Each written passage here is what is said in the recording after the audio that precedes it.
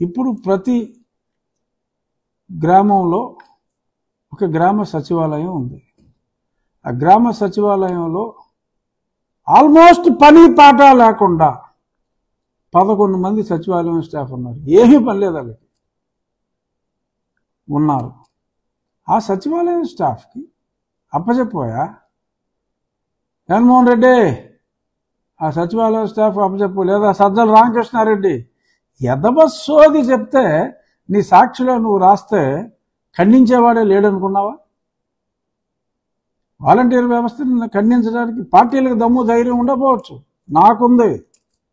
ఒక ఇండివిజువల్గా నాకుంది ఆ దమ్ము, ఆ ధైర్యం. ఏమవుతుంది? వాలంటీర్ ఇవ్వకపోతే గతంలో చంద్రబాబు నాయుడు గారు పెన్షన్ ఇవ్వలేదా?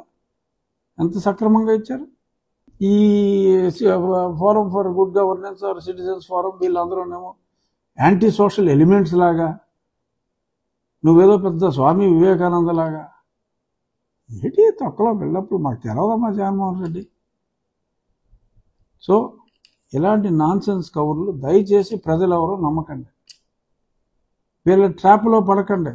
మొదలు పెడతాడు రేపొద్దున ఖచ్చితంగా మళ్ళీ రోడ్డు మీద తిరుగుతున్నాడు కదా, చెప్తాడు, అవ్వ నీ ఇంటికి నేను పంపినవాడు 1వ తారీఖే వచ్చేవాడా లేదా? నువ్వు చెప్పమ్మా అని అడిగి మోసం అన్యాయం అని చెప్పి అరిపించాలని చూస్తున్నావు. Jagan, no, use alternate staff who are not having much work and almost sitting idle. సచివాలయం స్టాఫ్ని వాడుకో, ఏమీ ఇబ్బంది లేదు. దొంగ ఏడుపులు ఎదవరుపులు అరవద్దు. ఇది ప్రజలందరూ కూడా తెలుసుకోండి. ఎవరైనా అపోహ పడితే పడవచ్చు, అవును నిజమే కదా. ఎండలో వెళ్ళి అక్కడ నుంచుని ఆ ముసలమ్మలు ఆ ముసలివాడు పడే అవస్థ నేను తట్టుకోలేకపోతున్నాను అని చెప్తాడు. రేపొద్దున్న వచ్చి ఎదవసోది. నో, మీ ఇళ్లల్లోనే మీరు ఉండండి, సొమ్ము లేదు, అప్పు కోసం తిరుగుతున్నాడు. ఇదొక ఆసరాగా వచ్చింది ఈ ఆర్డర్ అతనికి. డెఫినెట్గా యూ డిమాండ్, మీరు ఇళ్లలోనే ఉండండి, మేమున్నాం మీ తరపున, అవ్వలారా తాతలారా, మేమున్నాం మీ పక్కన పోరాడటానికి. తెలుగుదేశం ఉంది, జనసేన ఉంది.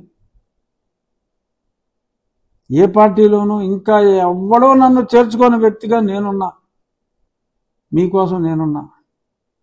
ఎందుకంటే అందరూ చెప్తున్నారు కదా మా పార్టీలో చేరలేదు. ఎందుకు చేరలేదు తర్వాత చెప్తా.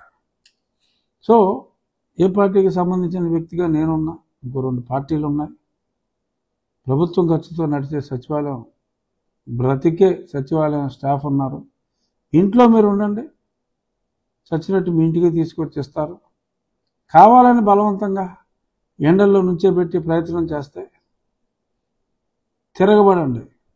ఇటువంటి దగులుబాజీలను వదిలించండి. మీ ఊర్లో 11 మంది ఉన్నారు. మీ ఊర్లో వచ్చే వృద్ధాప్య పింఛన్లకి 11 మంది చాలా రా అని మీరు ప్రశ్నించండి. నేను మొదలు పెడుతున్నా ఫస్ట్. ఇప్పుడు దాకా ఎవరో మాట్లాడలా, ఆ తర్వాత చాలామంది మాట్లాడవచ్చు.